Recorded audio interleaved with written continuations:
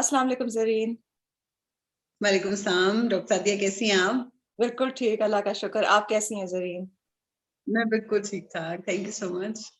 Thank you so much for joining me today and thank you so much कि आपने time निकाला मेरे लिए और हमारे व्यूअर्स और ऑडियंस के लिए। You are most welcome. अच्छा, सबसे पहले तो मैं आपकी एक ब्रीफ सी इंट्रोडक्शन दे दूं ऑडियंस को and then we can talk some more. तो for those who are viewing right now, Zareen Gul is a visual artist. Zareen is also an educator. She graduated from the National College of Arts in 1993 with a BFA in painting. She was my class fellow.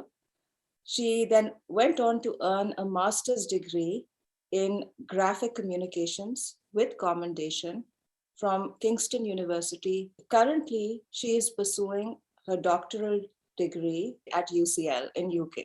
At present, Zareen is an associate professor at the Fatima Jinnah Women University. Zareen focuses on art and technology in education, and she has exhibited both nationally and internationally. And her speciality, what she specializes in, is video art. And recently, she has been experimenting with augmented reality, which I think is very exciting. If you can share with us कि आपका क्या journey था, किस तरह आप art में interested हुई और फिर किस तरह आप एमसीए तक पहुंची। आपको पता ही है डॉक्टर सादिया कि पाकिस्तान में नो अब तो शायद कम हो गया है, लेकिन हमारे टाइम पे ये था कि आर्ट को इतनी ज्यादा इम्पोर्टेंट डिग्री नहीं समझा जाता था। दूसरा, ऐसी डिग्रीज के बारे में लोगों को ज्यादा पता भी नहीं था। फॉर इंस्टेंस एनसीए के बारे में तो मुझे पता ही नहीं था। हम जाते थे कभी लाहौर तो म्यूजियम में जाते थे, कभी नहीं पता था इसके साथ एडजेसेंट में एनसीए मौजूद है, कभी नहीं पता था। ना कभी पेरेंट्स को पता था, ना हमें पता था। और वैसे भी मेरे फादर जो है वो वापडा में थे, तो वो पोस्टेड रहते थे डिफरेंट एरियाज में, लाहौर में, बाकी में। लेकिन लाहौर में जब थे तो हम बहुत छोटे थे, लेकिन उसके बाद फिर जब डिफरेंट इलाकों में रहे तो कभी लाहौर में इतना नहीं रहे। लाहौर में तभी गए जब एनसीए गई थी मैं, और मेरी बहन जो है उस वक्त मेडिकल कॉलेज फातिमा जिन्ना में उसका एडमिशन हुआ था और मेरा एनसीए में हुआ था। अच्छा। लेकिन बहुत मजे की बात यह है कि मेरे पेरेंट्स को भी नहीं पता था कि ये कोई जगह है, ना मुझे पता था। जैसे लोगों को पता होता है and they plan for it ना, स्पेशली कि हमने ड्राइंग सीखनी है, फिर यहाँ जाना है। और उस टाइम पे ये भी था कि आर्ट को बड़ी बुरी डिग्री समझा जाता था कि मतलब इसमें क्या करियर बनाना है, ये क्या चीज होती है। तो पता नहीं, मतलब फालतू लोग ही होते हैं शायद, या ऐसे बस पेंटिंग करते पढ़ते पढ़ते नहीं है। तो साइंस होती है असल चीज। और मैंने प्री मेडिकल ही किया था। उसके बाद मेरा मूड था, मुझे डॉक्टर बनने का तो इतना शौक नहीं था। मुझे लोगों को टच करना, उनको मतलब टेस्ट करना, बाकी मुझे बहुत इरिटेट करता था। मुझे ब्लड नहीं देखा जाता था। इवन कि कभी फ्रॉक की डायसेक्शन हो तो मैं खुद बेहोश होने लग जाती थी। तो आई कुडंट डू दैट। मुझे पता था कि मैं ये नहीं कर पाऊंगी, क्योंकि मैथमेटिक्स तो मेरा इतना अच्छा नहीं था कि मैं उसमें जाती, इंजीनियरिंग में जाती। लेकिन ये था कि मुझे था कि बॉटनी जूलॉजी में चली जाऊंगी। लेकिन मेरे फादर ने कहा कि या तो करोगी डिग्री कोई प्रोफेशनल, वरना तो घर ही बैठ जाओ। एफएससी के बाद कुछ नहीं करना फिर। तो मैंने कहा नहीं प्रोफेशनल डिग्री करनी है। तो मेरे फादर ने बाय चांस ये हुआ कि उन्होंने हेरल्ड मैगजीन आता था, लाहौर में वो पोस्टेड थे। उन्होंने अचानक उसमें पिक्चर देखी, यही जो आपको याद होगा एनसीए के मेन जो जहां पर पार्किंग होती है, वहां पर एक बड़ा अच्छा सा पुराना सा एक ट्री था, बड़ा सा, जो अभी भी मौजूद है। वो उसको सिग्निफाई करता है कि ये। और एक वो जो बाहर लिखा होता है कस्बे कमाल कुन वाला। लेकिन वहां वो जो ट्री था उसके पास स्टूडेंट्स बैठे हुए उसमें थे, और बाकी एनसीए के बारे में आया कुछ। तो मेरे फादर ने मुझे कहा कि तुम यहाँ जाओगी। अच्छा, मैंने सोचा ही मेरे फादर मुझे आर्ट में क्यों भेज रहे हैं, जरूर ये नालायक बच्चों का काम है। मुझे शायद वो नहीं समझते या कुछ ना। अच्छा, मुझे बड़ा ऑड भी लगा, लेकिन ये था कि उन्हें पता था कि मैं हमेशा से ना इवन के बायोलॉजी की ड्राइंग्स में और बाकी ड्राइंग्स में मुझे पेंटिंग का शौक होता था, मतलब जैसे फन के तौर पे होता है, आर्टिस्ट के तौर पे। सिर्फ एक दफा मेरे साथ ये हुआ था कि जब मैं 8th में थी और मैं मॉडल कॉलेजेस स्कूल्स में आई, तो यहाँ पर क्योंकि मैं कभी मॉडल स्कूल्स में नहीं रही थी, और 6 से ऑनवर्ड्स आपको ना अरबिक एंड पर्शियन पढ़ाते थे। अच्छा मुझे आती नहीं थी, मैं 8th में आई तो ना मुझे 6th में पढ़ी हुई थी ना 7th में, मुझे समझ नहीं आती थी कि मैं ड्राइंग कैसे करूं। तो हमारे लिए स्पेशली बोर्ड का एग्जाम में हमें फाइन आर्ट्स की ऑप्शन दी गई। दैट वाज वेरी स्ट्रेंज कि हमें फाइन आर्ट्स की ऑप्शन मिली जबकि हमें ड्राइंग का भी कुछ पता नहीं था। लेकिन हम जैसे बच्चों को जिनका बैकग्राउंड नहीं था 6 से, उन्हें ये ऑप्शन मिल गई। अच्छा मैंने उस वक्त एक ड्राइंग की कोई बुक थी जो कि बड़े ना एक एंगल पे रखी गई टीचर ने, और उसको ना उसके ऊपर कुछ था, मैंने ड्रॉ किया, तो मेरी टीचर ने कहा कि तुम्हारी ड्राइंग बहुत अच्छी है and you can pursue career in that. उसमें मुझे बड़ा बुरा लगा कि उन्होंने मुझे ये क्यों कहा है कि तुम फाइन आर्ट्स में चली जाना। ड्राइंग तो ठीक है मैंने तारीफ की, लेकिन मुझे बड़ा अजीब सा लगा कि ये कोई करियर होता है। मतलब आर्टिस्ट के बारे में हमारा कोई ज्यादा अच्छा राय नहीं थी, हमें नहीं लगता था कि कोई करियर होता है, या मतलब इसमें कोई लोग नाम बनाते ना, पता था आर्टिस्ट के बारे में। लेकिन खैर एक वो मेरा फर्स्ट पॉइंट था जब मैंने बोर्ड का एग्जाम भी 8th का जो है वो ड्राइंग में दिया, और that was very strange for other people ये कैसे हो गया, हमें स्पेशली उसकी मिली। लेकिन खैर एफएससी के बाद मेरे फादर ने मुझे कहा, उसके बाद सर सईद के स्टूडियो पर मैंने जाके सीखना शुरू किया। ज़ाहिर है कि मेरी ड्राइंग अच्छी थी, उन्हें पता था कि ड्राइंग जो है ना ये कर लेगी, उन्हें पता था ये कर जाएगी, मुझे इतना यकीन नहीं था कि ऐसा होगा। लेकिन आखिर वो ड्राइंग का हुआ टेस्ट और बाकी सारा कुछ और माशाल्लाह हो गया क्लियर। अच्छा ज़रीन, आप अगर थोड़ा सा हमें पहले का बताइए, before we move on to NC और उसकी ज्यादा डिटेल्स, कि आप स्कूलिंग आपकी किधर से हुई, क्योंकि आप कह रहे हो कि आपके फादर वापडा में थे तो you were moving around a lot. तो ये जो क्लास आपने बताया, हाँ, वो स्कूलिंग आपकी किधर से हुई और फिर उसके बाद एफएससी आपने कहाँ से किया?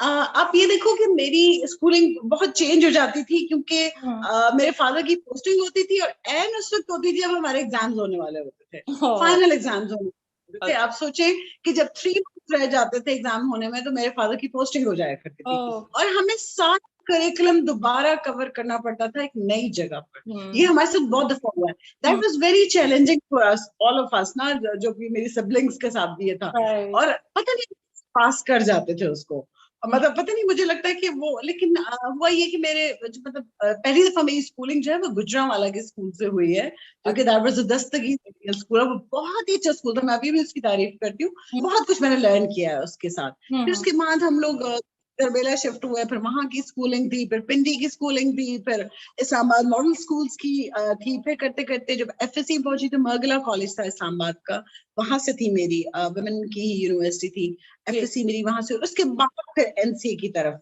मूव किया। तो मेरी स्कूलिंग भी बहुत प्राइवेट स्कूल्स, गवर्नमेंट स्कूल्स, मतलब ये जो के उस अच्छे स्ट्रॉन्ग होते थे मॉडल स्कूल और बाकी ये थे। तो ये मेरी बहुत मिक्स टाइप की स्कूलिंग रही है। और यही मैं सोच रही थी कि काफी प्रॉब्लमेटिक हुआ होगा, क्योंकि इतना ज्यादा मूव कर रहे हैं तो उसमें तो स्कूलिंग इफेक्ट होगी। बट इट्स क्वाइट अमेजिंग कि आपने इतना अच्छा किया बीच में और आप एनसीए तक पहुंची। अच्छा, तो घर में आपके कौन कौन था? आपके सिबलिंग्स भी आर्ट में हैं बीच में, तो उनके बारे में भी कुछ आप शेयर करें। आर्टिस्टिक फैमिली तो है आपकी, अचीवर्स भी हैं काफी। बिल्कुल ऐसी है। बहन जो है मेरी वो तो डॉक्टर थी, और मतलब मेडिकल की डॉक्टर है। उसने फातिमा जिन्ना से किया था, लाहौर मेडिकल से। मैंने एनसी से किया, मेरा कोई मूड नहीं था आने का। फिर इसके बाद जो मेरा भाई है जो आर्किटेक्ट है, उसका भी कोई मूड नहीं था आने का, he wanted to go into army. लेकिन एन एग्जाम के दिन वो आर्मी का एग्जाम देने चला गया, छोड़ दिया उसने। लेकिन वहां पे नहीं उसका हुआ, तो फिर दोबारा उसने एनसी का नेक्स्ट ईयर दिया, and he is a very good architect now, मतलब बहुत अच्छा established architect है। and then उसके बाद जो छोटा भाई है साजी, वो बहुत फेमस है पाकिस्तान में भी, क्योंकि वो he is a script writer, मतलब स्क्रीन राइटर है वो। और सज्जाद गुल, साजी गुल के नाम से मशहूर है। इवन कि उसका जो बेटा है शी सज्जाद, वो भी एड्स में भी आ रहा है, फिल्म्स में भी आ रहा है, and he is doing very well माशाल्लाह इन मीडिया। तो लेकिन जो भाई है मेरा साजी जो है, उसको हमेशा से था कि मैंने वही जाना है, क्योंकि जब भी वो मेरे साथ आता था, वो बहुत छोटा था जब मैं इनसे पढ़ रही थी, और 6th-7th में था, और वो आता था, और सर आसिफ और बाकी जितने टीचर्स हैं उनके साथ भी आके बड़ी उसकी बातचीत होती है। बड़ा उनकी, कभी उनके इमेजेस बना रहा होता था कुछ ना, तो बड़ा हंसते थे वो देख के कि क्या कर रहा है। नईम नईम, और ये भी हमारे क्लासमेट्स थे, साजी उनको भी जानता था। तो हम 3 लोग जो हैं वो एनसीएस हैं, लेकिन हम तीनों डिफरेंट डिसिप्लिन्स में। I was from fine arts, younger one was from जो है आर्किटेक्ट है, और जो सबसे छोटा साजी गुल जिसकी बात कर रही हूँ, क्योंकि जो सेकंड है शहजाद गुल है, वो आर्किटेक्ट है, जो आर्किटेक्ट ऐसे इस्लामाबाद। हाँ, और जो ये भाई है कराची में बेस्ड है साजी, ये डिजाइन बेसिकली इसने पढ़ा है, but he was very good writer since from very younger age. तो इसने स्टेज पे भी काम किया, करवाया भी, मंटो वगैरह, और इवन के एनसीए में इसने सोसाइटी एस्टैब्लिश की अलिफ अदाब के नाम से, जो अभी भी बहुत पॉपुलर है। अपार्ट फ्रॉम द फैक्ट कि हाँ ठीक है आपने साइंस को अबैंडन कर दिया एफएससी में, तो ऐसा कोई किसी ने मना नहीं किया कि एनसीए नहीं जा सकते या आर्ट्स के कोएड इंस्टीट्यूशन में नहीं जा सकते? तो कई औरतों को ये भी फेस करना पड़ा है, बड़ा मुश्किल था उनके लिए। ये नहीं था, मेरे फादर को तो बिल्कुल ही नहीं था। मेरी मदर थोड़ी सी परेशान होती थी शुरू में, क्योंकि मैं गई थी कोएड में और बहन गई थी मतलब उसमें जो कि ओनली फीमेल वाला था। तो मेरे से थोड़ा सा परेशान मेरी टाइमिंग्स पे हो जाती थी। अब आपको पता है कि जो फाइन आर्ट्स के लोग हैं वो तो जल्दी फारिग नहीं होते थे। We were the one who used to stay very long at the campus, क्योंकि डिजाइनर्स और आर्किटेक्ट्स को काम मिलता था और घर जाके कर लेते थे या हॉस्टल में। हमें तो स्टूडियो में बैठ के पेंट करना होता था। We had to be there all day long ना। तो मेरी मदर को कई दफा परेशानी हो जाती थी, कभी थोड़ी सी लेट हो गई, शाम में हो गई कुछ तो, लेकिन बाद में मेरे को मुझे देखते देखते उन्हें आदत हो गई थी। तो नेक्स्ट जो 2 भाइयों ने फिर जो बहुत लेट भी आए ना, तो उन्हें तसल्ली रही, फिर इतना मसला नहीं हुआ। लेकिन एज सच मेरी मदर बहुत हेल्पफुल रही है मेरे भाई की, खासतौर पे साजी के लिए प्रोडक्शन और जो वो करता था स्टेज के लिए, उसमें बहुत ज्यादा मेरी मदर की ही चीजें जाती थी। इवन के जब उसने टीवी पे काम किया तब भी मेरे ही घर की चीजें वहां जाया करती थी। तो मेरी मदर बहुत उसकी हेल्प करती थी। हाँ, प्रोडक्शन डिजाइन समझे कि मेरी मदर ही करती रही है। अच्छा। लेकिन वैसे पढ़ाई के लिए मेरी मदर बहुत ज्यादा हेल्पफुल थी। मेरे टाइम पे जरा थोड़े एनसी के बारे में, क्योंकि जैसे मैं थोड़ी सी परेशान होती थी क्या जगह है और उसमें समझ नहीं आ रही, लेकिन शुरू में था, लेकिन कभी ऐसा रुकावट नहीं थी। बहुत सपोर्ट थी मुझे घर से, दोनों पेरेंट्स की तरफ से। अच्छा, तो आपके पेरेंट्स में से किसी में आर्ट का टैलेंट था? आप लोगों में कहाँ से आया है? 3 लोगों में तो अब प्रोफेशनली भी आपने प्रूव कर दिया कि आप आर्टिस्ट हो, तो where did you inherit it from? Artist के तौर पे मुझे ये लगता है कि अलग से तो कहीं नहीं है, लेकिन मुझे लगता है कि आपकी फैमिली में अपब्रिंगिंग में मुझे थोड़ा लगता है कि जैसे आपके पेरेंट्स आपको ग्रो करने के लिए अलाउ करें, मतलब वो बहुत सी चीजें उन्होंने हमारे ऊपर फोर्स नहीं की। हमें अलाउ करने दिया फ्री थिंकिंग की तरह। अच्छा। ये हम 3 बहन भाई हैं जो ये इसमें आए हैं। तो वाली चीज शायद फैमिली में जेनेटिकली कहीं होगी, लेकिन वो एज अ प्रोफेशन बन के सामने नहीं आई। हमें मौका मिल गया कि एनसीए के साथ एसोसिएट होने की वजह से आपको फिर एस्टैब्लिश होता हुआ नजर आता है कि हमने ये काम किया। अच्छा, फिर एनसीए में आपका एक्सपीरियंस कैसा था? कैसा था एनसीए? कैसा लगा आपको वंस यू जॉइंड?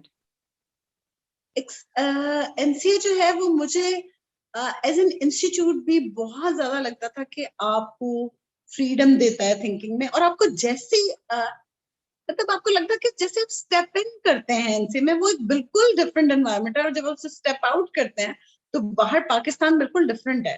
तो उस वक्त तो खास तौर पे ऐसे था। आपको लगता था कि आप जिस सोशल सेटिंग से आते हैं वहां पे जेंडर वाइज भी और बाकी वाइज बड़ी डिस्क्रिमिनेशन, बड़ा कुछ और कुछ था। लेकिन मुझे एनसी के अंदर कभी फील नहीं हुआ।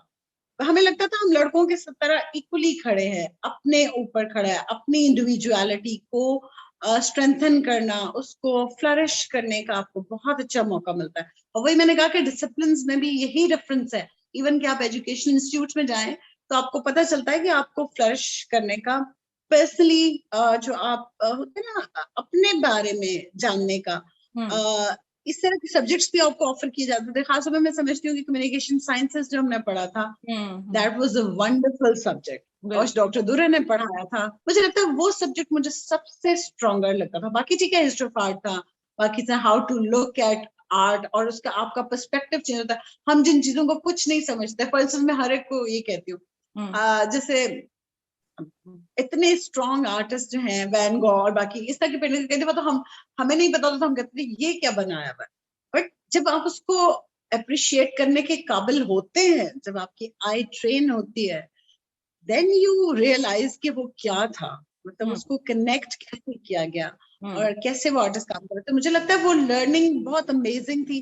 फिर फ्रेंड्स बहुत अच्छे बने, बड़ा मजा आया, बहुत अच्छा रहा माहौल एनसे का, और बहुत लर्निंग की। स्टूडेंट टीचर का रिलेशनशिप का स्टाइल बिल्कुल डिफरेंट था। हो सकता है बाकी इंस्टीट्यूट में भी ऐसा होता हो, लेकिन जो एनसीए में टीचर और स्टूडेंट का एसोसिएशन है, या जो बॉन्डिंग है, वो बहुत स्ट्रेंज है। दूसरा एक और चीज जो बहुत स्ट्रांग है एनसीए में, आप जनरेशन्स के गैप भी आपको नजर नहीं आता जब आप एक दूसरे से कम्युनिकेट करने लगते हैं। You feel like that you are one soul actually. आपको लगता है वही सोल, वही की आप फर्स्ट जनरेशन देख लें, सेकंड देख लें, थर्ड देख लें, हमारे से जूनियर, हम सब लगता है एक ही क्लास में पढ़ते हैं। जब हम एक दूसरे से बात करते हैं तो बिल्कुल ऐसे लगता है, ऐसा नहीं लगता कि हम डिफरेंट गैप्स, जनरेशन गैप्स है हमारे बीच में। सोल एक ही है हम सब। अच्छा ज़रीन, आपके कोई टीचर्स जो आपके फेवरेट टीचर्स थे जिनको आप मेंशन करना चाहेंगे? हमारे टीचर्स जो है, मतलब हमें तो फाइन आर्ट्स में भी पढ़ाया गया है। सरासर भी थे, बहुत अच्छे टीचर्स थे। सईद बहुत अच्छे टीचर थे हमारे। सरफशार हमारे बहुत अच्छे टीचर थे, उन्होंने प्रिंट मेकिंग पढ़ाई थी। सर बशीर बहुत अच्छे टीचर थे हमारे मिनिएचर के। मतलब ये कहती हूँ कि इनके साथ बॉन्डिंग्स भी बहुत अच्छी थी। मतलब एक टीचर स्टूडेंट का बड़ा खूबसूरत रिलेशनशिप। हमें मैम सलीमा ने भी पढ़ाया है, हमें मैम लाला ने भी पढ़ाया, उनसे भी हमने बहुत लर्न किया है। मैं ये बात करती हूँ कि अच्छा, जो एक पॉइंट मैं समझती हूँ मैम सलीमा का, उन्होंने उनकी जो बहुत डिफरेंट यूनिक चीज थी, वो ये थी कि जेंडर के बारे में मुझे थोड़ा उनसे अंदाजा हुआ कि जेंडर भी कोई चीज होती है आर्ट में। एंड देन उन्होंने फिर एक जो बात की जो मेरे काम में भी थी, उन्होंने मुझे फिर कहा कि तुम डिफरेंट फरीदा कालो और इनके आर्टिस्ट के काम को देखो बाकी। तब मुझे जेंडर वाइज समझ में आया कि आर्टिस्ट, वुमेन आर्टिस्ट का काम या वो क्या चीज हो सकता है, आप कैसे एक्सप्रेस कर सकते हैं। जैसे फरीदा कालो ने तो अपनी पेन को एक्सप्रेस किया हुआ था। बाकी तो वो मुझे लगा कि वो जो ओरिएंटेशन थी ना टुवर्ड्स जेंडर, वो हल्की फुल्की मुझे शुरू में मैम सलीमा के थ्रू समझ में आई कि वो थी। मैम लाला का मैं ये समझती हूँ कि मैम लाला का भी बहुत स्ट्रॉन्ग रोल था। उनको मैं समझती हूँ क्योंकि एज ए वुमेन टीचर्स जो है ना, मैं समझती हूँ उनका काफी स्ट्रॉन्ग रोल था मेरी लाइफ में। और जो मैंने जो लर्न किया, वो मुझे लगता है कि चीजों को डीकंस्ट्रक्ट करके देखना, फिर उनको समझना कि फिर कि वो किस तरह पेंटिंग इटसेल्फ है क्या, मीडियम है क्या बेसिकली। ये मुझे लगता है कि मैम लाला से सीखा। ज़रीन, अच्छा पेंटिंग में आप क्या प्रेफर करती हैं, ऑयल या एक्रिलिक्स या वाटर कलर्स, क्या चीज आपकी प्रेफरेंस है? मैंने ऑयल पेंट में ही ज्यादा काम किया, मेरे ऑयल पेस्टल्स बहुत अच्छे थे। अच्छा, माइनर आपका मिनिएचर था? माइनर मेरा मिनिएचर था। उसमें जाहिर है कि फिर वो जो हम स्याह कलम यूज करते थे या गदरंग किया या मतलब इस किस्म की चीजें। एनसीए से जब आपने ग्रेजुएट कर लिया, फिर उसके बाद क्या किया? एनसीए के बाद मतलब डिफरेंट काम किया ग्राफिक डिजाइन से रिलेटेड। बाकी आपको पता है कि पेंटिंग के अंदर कम जरा चांसेस होते थे, ग्राफिक डिजाइन में ज्यादा चांसेस होते थे। फिर उसी में काम करते रहे। फिर करते करते बीच में ये भी हुआ कि मेरा शिफ्ट कंप्यूटर की तरफ होना शुरू हो गया। फिर उसके बाद फिर ये भी हुआ कि 2000 के करीब मैंने एमए विजुअल आर्ट्स में दोबारा एडमिशन लिया एनसीए में।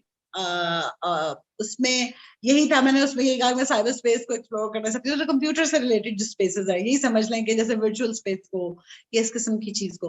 और वहां पे जब मैं गई तो उसको मल्टीमीडिया भी स्टार्ट नहीं हुआ था एनसीए में। एमए विजुअल आर्ट्स में मैं गई और मल्टीमीडिया 2 साल बाद स्टैब्लिश हुआ था। लेकिन उससे पहले वो लोग ऑफर कर रहे थे डिफरेंट वर्कशॉप्स, जैसे डायरेक्टर जो प्रोग्राम है उसकी वर्कशॉप्स हुई, मल्टीमीडिया की हुई, वेब की, वीडियो प्रोडक्शंस की, 3D एनिमेशंस की। तो ये सब मुझे मैम वंडल थी उस वक्त प्रिंसिपल, और उन्होंने मुझे कहा कि ज़रीन को वहां भेजें, क्योंकि ये एमए विजुअल आर्ट्स में तो इसको ऐसे और कोई चीज नहीं मिलेगी, तो कम से कम जो टेक्नोलॉजी से रिलेटेड ये चीज करती है वहां जाके इसकी लर्निंग स्किल होंगे, बिल्ड होंगे और बाकी। और वहां पे बड़े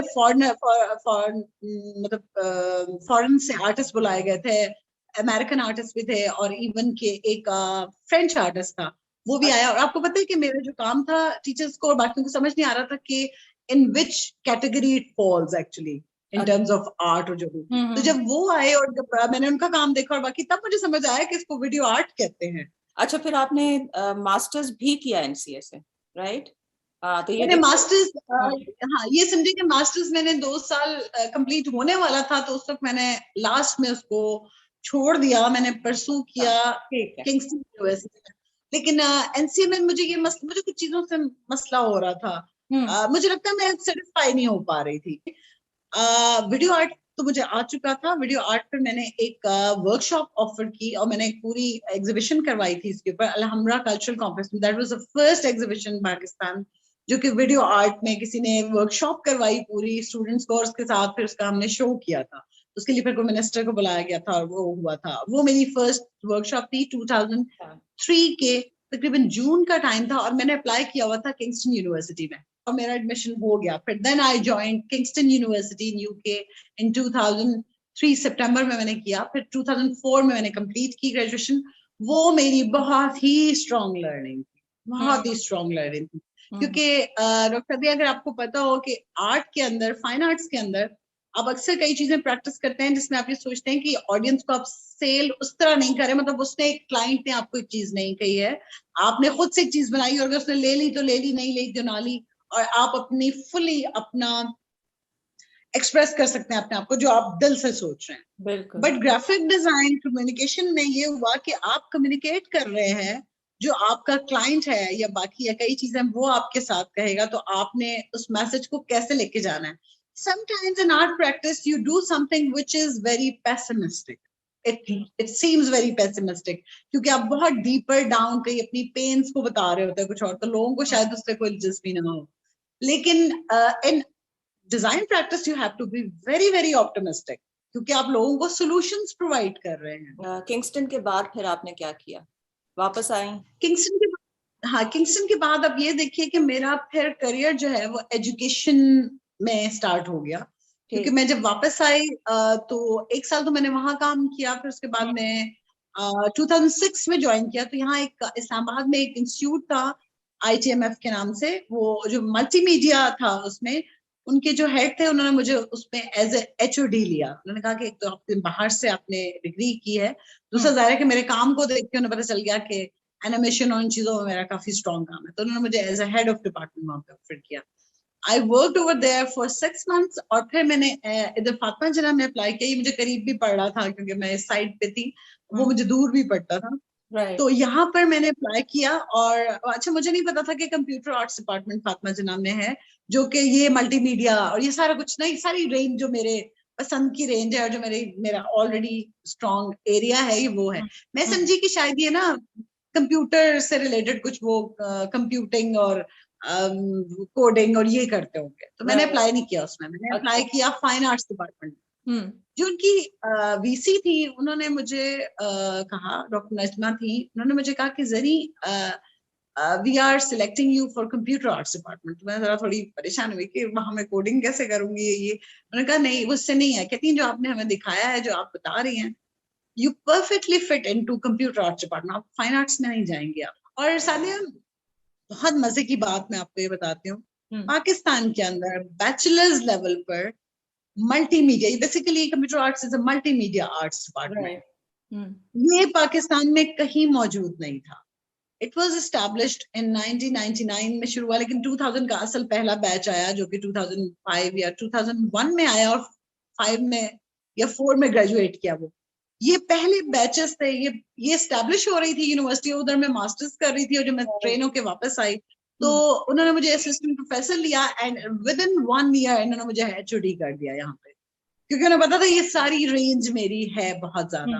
और ये बहुत अच्छा डिपार्टमेंट मेरे लिए इसलिए है क्योंकि मुझे लगता है कि अगर मैं कहीं और काम करती किसी भी और जगह पे तो वहां ये डिपार्टमेंट नहीं होना था, ना तो मैंने वीडियो प्रोडक्शंस पे काम कर पाना था, ना मैंने एनिमेशंस पे काम करवा सकना था, ना कुछ और। तो मैंने प्रॉपर एजुकेट किया स्टूडेंट्स को इसके ऊपर। तो ये समझें कि इसके और फिर जो इसमें लेटेस्ट टेक्नोलॉजी जो भी आती जाती है, we incorporate that into our curriculum, जो कि इसकी वजह से अब हम ऐप डिजाइन पर भी हैं, अब हम लोग जो है मतलब 3D एनिमेशन पर भी हैं, और मतलब बहुत सी चीजें हैं जो कि लेटेस्ट चल रही हैं और वो हमारे कोर्स में मौजूद है। तो we are far ahead if we compare ourselves with other universities, तो उसमें और ये होता है कि थोड़ा सा women university में से आपको पता है थोड़े से प्रॉब्लम्स होते हैं उनके कि कई चीजें आप उस तरह से नहीं कर पाते जो कि आपको एजुकेशन में कर पाते हैं, उनका एक्सपोजर ज्यादा हो जाता है, यहाँ थोड़ी सी लिमिटेशंस आती हैं, but otherwise the quality of work is very high और इनके स्किल बिल्ड बहुत स्ट्रांग है, बहुत ही पॉपुलर डिग्री है, very useful degree because they can fit into the market even before graduating. तो ये बहुत स्ट्रॉन्ग पॉइंट है। हाँ, ये तो बहुत अच्छी चीज है। अच्छा, तो ज़रीन कितने साल हो गए हैं आपको अब यहाँ पर फातिमा जिन्ना वुमेन यूनिवर्सिटी? फातिमा जिन्ना में तो काफी साल हो गए, मतलब 15 साल से तो ऊपर हो चुके हैं, मुझे 15 इयर्स से ऊपर हो चुके हैं। ठीक। अच्छा, और जो आपकी स्टूडेंट्स हैं ओवर द इयर्स, तो किस किस्म की स्टूडेंट्स हैं जो ऑप्ट करती हैं for computer arts?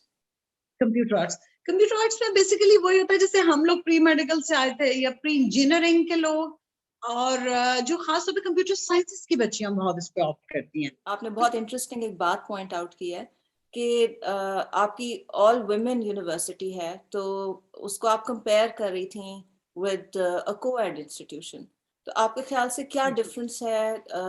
How are women who are your students in Fatima Jinnah, are they at par with all the men, or क्या difference है between an all female university जो कि computer arts कर रही है versus a co-ed or a male university? अच्छा, मजे की बात यह है कि इन terms of skills, concepts, presentation, even के मार्केट में जब जाती हैं कहीं पर भी लैक नहीं करती हैं, कहीं लैक नहीं करती हैं। सिर्फ ये होता है कि एट द यूनिवर्सिटी लेवल जो को-एड होती है उसके बीच में लड़के भी होते हैं, लड़कियां भी होती हैं, तो वो हर जगह जाना, एक्सपोजर मिलना उनका काफी ज्यादा अच्छा होता है। हमारे यहाँ कई दफा रहा भी है, बीच में कई दफा लिमिटेशंस आ जाती हैं, फिर विमेन की वजह से लड़कियों को जाहिर है कि आपको पता है कि कहीं पे जाना थोड़ा सा लिमिटेशन कर देता है, लेकिन बाद में जब ये मार्केट में जाती हैं और काम करती हैं तो कहीं कमी नहीं होती। इवन के अभी भी थीसिस चल रहे थे तो जो दूसरी यूनिवर्सिटीज के लोग आके देख रहे थे, कॉमसेट्स के भी बाकी, उन्होंने कहा कि आप लोग इतना ज्यादा कुछ सिखा रहे हैं। जो ये यूनिवर्सिटी है, ये वो यूनिवर्सिटी नहीं है कि जिसके अंदर आप बेहद ज्यादा पे करके जा रहे हैं और आप मतलब ठीक से बहुत एलीट फैमिलीज से नहीं आ रहे हैं यहाँ पे। यहाँ पे बहुत कम नंबर एलीट फैमिलीज का, वो एलीट फैमिलीज में से आते हैं जो कि शुरू में बच्चों की को एजुकेशन नहीं पसंद करते, बैचलर्स लेवल पे, बाद में फिर इजाजत दे देते हैं, लेकिन ज्यादा नंबर यहाँ पे लोअर मिडिल क्लास का आ रहा है। तो आप सोचें कि हम उनको ऑफर कर रहे हैं जो कि नॉर्मली तो लड़कियों की एजुकेशन पे ही कोई इन्वेस्ट नहीं करता, तो इनके ऊपर लो इन्वेस्टमेंट है बाकियों के मुकाबले में, but they are gaining a lot from this university. तो ये एक बहुत बड़ा कंट्रीब्यूशन एफजे का है सोसाइटी के अंदर। इट्स कमेंडेबल कि एक तो वुमेन को, यंग फीमेल्स को आपने अपॉर्चुनिटी ये प्रोवाइड की है, और दूसरा ये कि सिर्फ एलीट क्लास तक नहीं है, because women who belong to the elite class can access any kind of education, उनको ये इश्यूज नहीं है। अब आप अपने बारे में कुछ हमें बताएं एज अ फीमेल आर्टिस्ट। आप भी एक किस्म की पायनियर हैं, आपने बहुत डिफरेंट सा काम किया है। ट्रेडिशनल काम तो आपने सीखा शुरू में, but you have shown so much adaptability कि आप बीच में टेक्नोलॉजी, आपने हर किस्म की नई टेक्नोलॉजी को अडॉप्ट किया है। अब जो आपका ऑगमेंटेड रियलिटी का काम है, if we can talk a little bit about that, because I find that very exciting. एक तो ज्यादा लोग पाकिस्तान में कर नहीं रहे हैं, बाहर तो बहुत ज्यादा लोग कर रहे हैं, और दूसरा कि एज अ फीमेल आर्टिस्ट आपने ये लीड लिया है यहाँ पर। तो आपने अभी रिसेंटली एक जो अपना वर्क एग्जिबिट किया था जिसमें आपने जेंडर और वो आपके टॉपिक्स थे, उसके बारे में अगर आप थोड़ा सा बताएं, because I thought that was very exciting. आपका कॉन्सेप्ट बहुत स्ट्रांग है, so if you can just share that with अस।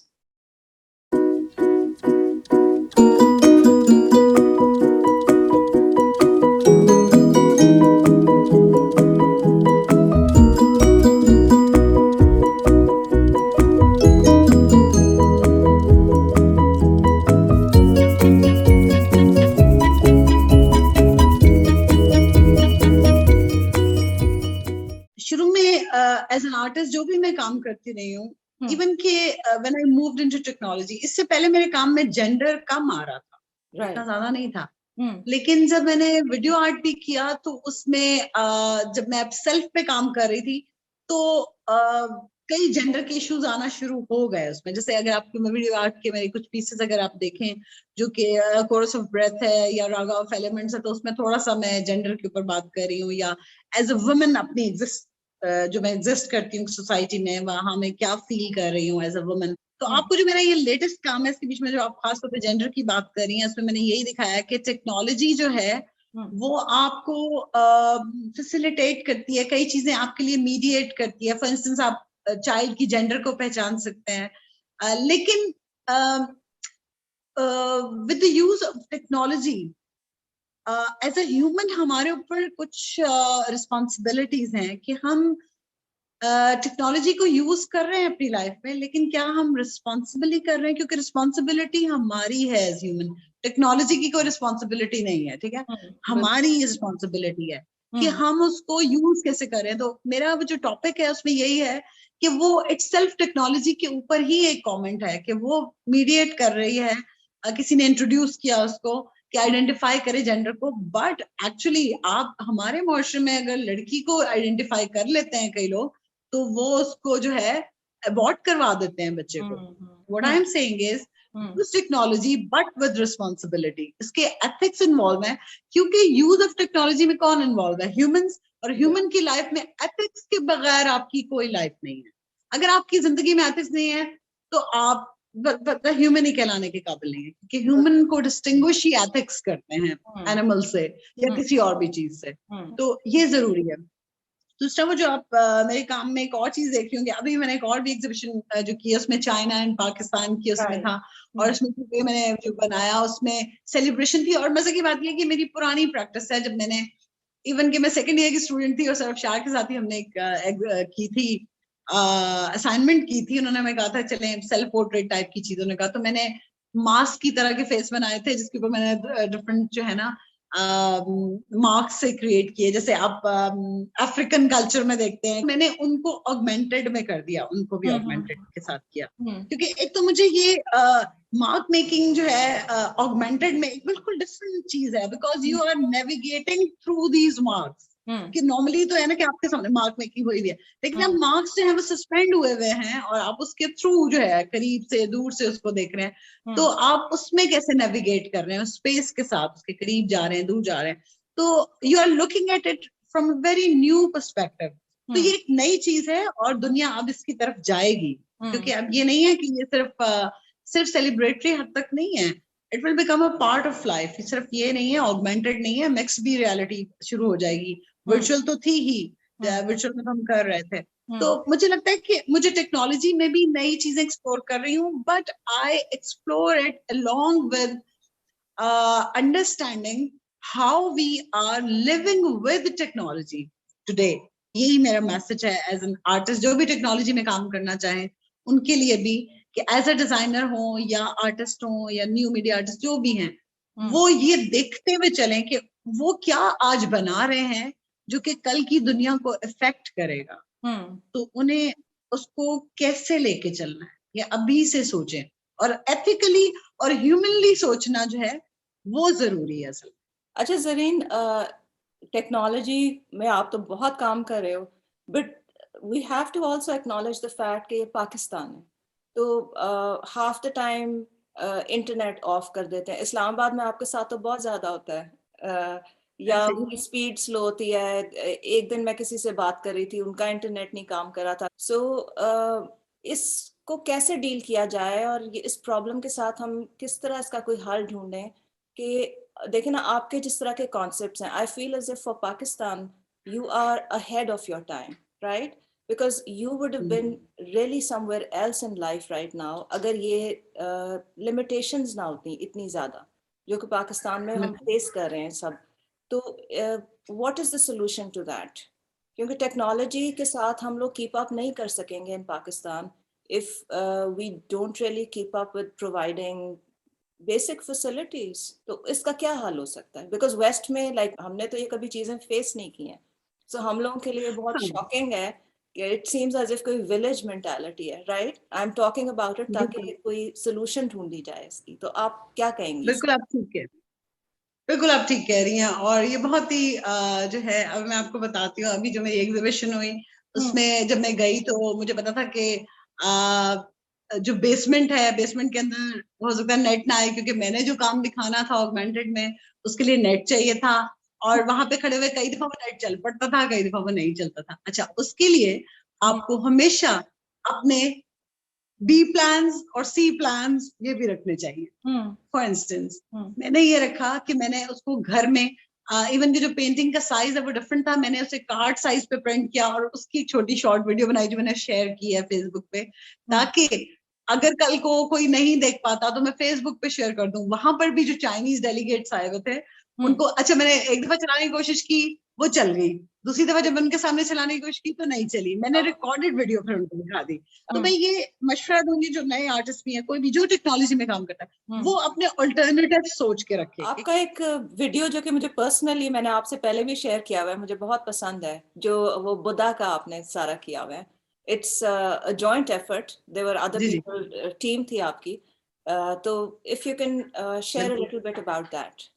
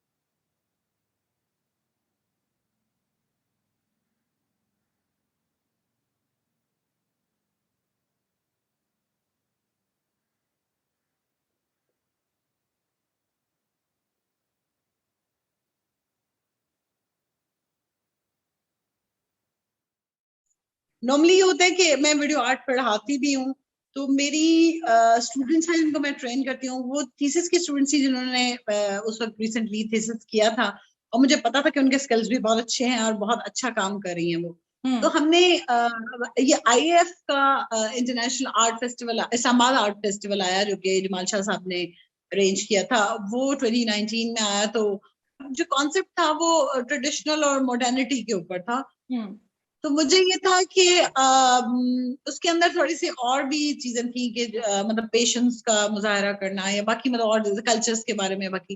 तो हमने ये सोचा कि बुद्धा का जो है कॉन्सेप्ट बुद्धिस्ट आर्ट का, उसके अंदर एक तो जो हमारा रीजन है यहाँ गंधारा के तो बहुत स्ट्रॉन्ग रीजन है, टेक्सला का भी या जो इस्लामाबाद में भी और बाकी ये जो एरियाज बनते हैं। और उस प्रोजेक्ट के अंदर हमने यही सोचा कि इसको जो है ना वीडियो रिलीफ करते हैं हम, क्योंकि रिलीफ आपको पता है टेक्सला जिन्होंने म्यूजियम जिन्होंने विजिट किया है या वैसे भी उन्हें पता होगा कि पाकिस्तान में स्टोन रिलीफ जो है वो बहुत ज्यादा मतलब एक एलिमेंट है जो कि मौजूद है और सारी दुनिया मानती है उसको कि पाकिस्तान में जो स्टोन में रिलीफ है बुद्धा का, वो कहीं और मौजूद नहीं है। Right. तो जो रिलीफ पे स्टोरीज थी बुद्धा की, जैसे उसकी मदर ने देखा और वो देखे एनिमल्स, मतलब वो एलिफेंट्स देखे और फिर बुद्धा की पैदाइश का, और इस किस्म की रिलीफ डिफरेंट स्टोरीज उसमें दी हुई है, जिसमें जात का टेल्स भी हैं, कई कई जात का टेल्स जो हैं वो बुद्धा की स्टोरीज वो हैं जो कि अक्सर उसके बुद्धा बनने से पहले की हैं, जब वो ट्रांसफॉर्म हुआ इनटू बुद्धा। तो उसमें से हमने फिर एक स्टोरी उठाई मंकी किंग की। उसमें एक स्टोरी थी जो कि मंकी जो है वो कहीं अपने बाकी मंकीज के साथ रहता था और वो किंग था, और वहां पे कोई ह्यूमंस आते हैं और आके वो चाहते हैं कोई कि उस एरिया को लेना चाहते हैं। तो वो क्या करते हैं कि जो वहां पे मंकीज हैं बाकी उनको मारते हैं या कुछ ऐसा करते हैं कि इस जगह को हम ले लें इनसे, कि वहाँ फ्रूट्स हैं या जो भी जगह है। तो वो मंकी जो होता है वो अपने बाकी जो साथी हैं उनको बचाने के लिए जो है वो इस तरह से ब्रांच की तरह, मतलब एक ब्रांच से दूसरी ब्रांच को पकड़ लेता है ताकि सारे उसके ऊपर से भागते हुए निकल जाएं। तो वो खुद उसमें रहता है और वो सारे बच जाते हैं, लेकिन वो इतना थक जाता है, मतलब इतना वो हो जाता है कि वो जो है ना एग्जॉस्ट होके वो गिर जाता है, फिर वो मर जाता है। हमने 3 पीसेस कर दिए उसके जो फ्रीज है उसकी ना, मतलब जो वीडियो रिलीफ है उसमें से एक तो हमने बुद्धा कंप्लीट बुद्धा दिखाया कि वो कंप्लीट बुद्धा बन चुका है, लेकिन साथ में 2 कंपैरिजन स्टोरीज हमने दिखाई कि जो ह्यूमन किंग है वो अक्युमुलेट कर रहा है वेल्थ को और लोगों से ले रहा है उनको, उसको कोई परवाह नहीं लोगों की, लेकिन मंकी जो है वो लोगों की केयर कर रहा है उनके साथ। तो जब वो दोनों इस दुनिया से जाते हैं, जब ह्यूमन किंग जाता है तो वहां पे वेल्थ भी रह गई है, जो भी है वो भी खत्म हो गया, वहां कुछ नहीं रहा, उसके लोग नहीं बचे। लेकिन जब मंकी किंग खत्म होता है तो उसके पीछे लोग रह जाते हैं और मतलब वो लोग फ्लरिश करते हैं। तो ये कंपैरिजन था कि दोनों में फर्क है, कि ग्रीड का फर्क है, कि एक किंग ऐसा है और दूसरा किंग ऐसा है। तो हमें इसलिए फिर, लेकिन और मजे की बात ये थी कि मेरी स्टूडेंट्स ने उसमें खुद एक्ट किया, मंकीज भी वो खुद बने। और हमने उसमें पहले साउंड सोचे थे, उसको हमने किसी और तरह से प्रेजेंट करना सोचा था, लेकिन जब तीनों इकट्ठे चले तो हमने सोचा कि इसको हम छोड़ देते हैं और ये छोड़ देते हैं ऑडियंस के ऊपर कि वो क्या सोचते हैं इसके बारे में, उनके जहन में। क्योंकि जब हम रिलीफ देखते हैं टेक्सा म्यूजियम में, तो आप रिलीफ तो देखते हो, सारे स्टोन्स है वो हिल तो नहीं रहे ना, उसमें साउंड है, तो जो म्यूजियम के साउंड है वो आपके जहन में आते हैं, या उनको देख के आपके जहन में क्या साउंड आता है। तो it's up to the viewer के वो क्या उसके जहन में क्या साउंड आते हैं उन वीडियो को इकट्ठा यूं पैरेलल चलते हुए देखते हुए। तो ये हम चाहते हैं कि वो एंगेज करें इस पे। तो जो YouTube का मेरा चैनल, उस पर भी मैंने इसको इसी तरह छोड़ा है कि अगर कोई इस पे कमेंट करना चाहे, और मतलब ये कि ये एक किस्म का एंगेज करने का तरीका है ऑडियंस को भी, कि वो इसमें पार्टिसिपेट कैसे करते हैं। आपके स्टूडेंट्स हैं या जो यंगस्टर्स हैं या जो यंग नहीं भी हैं और वो इस फील्ड में आना चाहते हैं, उनके लिए आप कोई एडवाइस ऑफर करोगे? फाइन आर्ट्स तो खैर सबसे जरूरी है, जो सच्ची बात है। जो मेरी स्टूडेंट्स हैं उनको मैं यही कहती हूँ, इवन के कंप्यूटर आर्ट्स डिपार्टमेंट बाकी और चीजों में स्ट्रांग है, बट फाइन आर्ट्स में वो इतना स्ट्रांग नहीं है। तो जब कंसेप्चुअली आर्ट का कोई चीज करनी होती है तो वहां वो मार खा जाते हैं, क्योंकि अगर वो आर्टिस्ट, अगर वो डिजाइन में कुछ कर रहे हैं मार्केट के लिए तो ठीक है, लेकिन जो आर्टिस्ट होता है, जो फाइन आर्टिस्ट होता है, क्योंकि ये बात जब मेरा एडमिशन हो रहा था इनसे, मैं उस वक्त मैम तलत और सर दबीर से मुलाकात हुई थी, मेरे पेरेंट्स की भी, बाकी तो उन्होंने ये कहा, जब मेरा एडमिशन हुआ फाइन आर्ट्स में, मैंने कहा मैं फाइन आर्ट्स में नहीं जाना चाहती, मैं डिजाइन में जाना चाहती। तो डॉक्टर जो मैम थी, मैम तलत, उन्होंने ये बात की कि जो दबीर साहब है वो डिजाइन करते हैं सारा कुछ, लेकिन जहां पर कलर की कोई चीज आती है या कोई इस तरह की कोई चीज आती है तो वो मेरे से मशवरा लेते हैं उसमें। मुझे लगता है कि इस फील्ड में वीडियो आर्टिस्ट, आप अगर आप फाइन आर्टिस्ट रहे हैं तो वो आपको स्ट्रेंथन ज्यादा करता है। आर्ट की फील्ड के अंदर आपको फाइन आर्ट्स का बैकग्राउंड चाहिए। तो फाइन आर्ट्स जो पढ़े हैं वो मूव कर सकते हैं बड़े आराम से, अगर टेक्नोलॉजी की तरफ उनकी एक होता है कि नेचुरली भी आपके अंदर ना एक ओरिएंटेशन होती है कंप्यूटर की तरफ। इसमें ये नहीं है कि कंप्यूटर में तो काम जल्दी हो जाता है, ये ऐसे ही है जैसे आप बैठ के पेंटिंग कर रहे हैं और घंटों लगा रहे हैं और दिन लगा रहे हैं, महीने लगा रहे हैं, बिल्कुल ऐसे ही कंप्यूटर पे आपका हशर नशर निकल जाता है। ये कोई आसान काम नहीं है। आप जितना गुड़ डालेंगे उतना मीठा होगा, जितना काम करेंगे उसके बाद जितना टाइम उसको देंगे उतना ही वो बिल्ड करेगा। आर्टिस्ट को अगर वीडियो आर्ट सीखना है तो वीडियो आर्टिस्ट का काम देखें, लोगों का काम देखने से आप बहुत सीखते हैं। अच्छा, मैं कॉन्स्टेंटली लर्न करती रहती हूँ ऑगमेंटेड रियलिटी बिल्कुल लेटेस्ट कॉन्सेप्ट है, मैंने इसको एक्सप्लोर किया, ये कहाँ से होगी, ये कैसे होगी, मैंने पूरा लर्न किया और मैं अभी भी लर्न कर रही हूँ। फिर मैंने वीडियो प्रोडक्शन भी सीखा हुआ है। वीडियो आर्ट के लिए आपको वीडियो प्रोडक्शन भी आपको आना जरूरी है, क्योंकि कई लोग समझते हैं कि सिर्फ कैमरा सामने रख दिया और वीडियो प्रोडक्शन हो गई। वीडियो प्रोडक्शन में एडिटिंग इन्वॉल्व है, वीडियो बनानी इन्वॉल्व है, राइट। ये स्किल्स भी आपको चाहिए। और आर्ट इससे बहुत बड़ी है जितनी हमें समझ में आती है, अभी हमने उसको एक्सप्लोर ही नहीं किया हुआ। लाइफ की एक एक चीज है, हमारा जेस्चर्स, हम जैसा बात कर रहे हैं, ये जो हम आपस में इस वक्त बात कर रहे हैं, ये भी आर्ट पीस है, ये एक डिफरेंट तरह की आर्ट जनरेट कर रहा है। This is another kind of concept कि हम कैसे जनरेट कर रहे हैं और कैसे कंट्रीब्यूट कर रहे हैं। सो आप कंट्रीब्यूट कर रही हैं आर्ट के अंदर, कि आप मुझसे अगर पूछ रही हैं, मेरा कंट्रीब्यूशन पूछ रही हैं, और आपका कंट्रीब्यूशन है कि आप मुझसे पूछ रही हैं और लोगों को आगे पास ऑन करेंगी और उनको अंडरस्टैंड करने में हेल्प करेंगी। So this is another kind of conceptual art. I'm really looking forward to whatever comes next from you, because आप आहिस्ता आहिस्ता headways make कर रहे हो, and you know, थोड़ी थोड़ी देर के बाद जो आप रिलीज करते हो वो हमेशा कोई नई चीज होती है। Thank you so much कि आज आपने time निकाला, and you have shared your thoughts, you have talked about your work, you have offered advice. I'm sure this is very informational and it's very informative and educational for everybody who watched this today. Thank you, Zareen, for joining me. Thank you so much. Thank you so much for inviting me over. Allah Hafiz.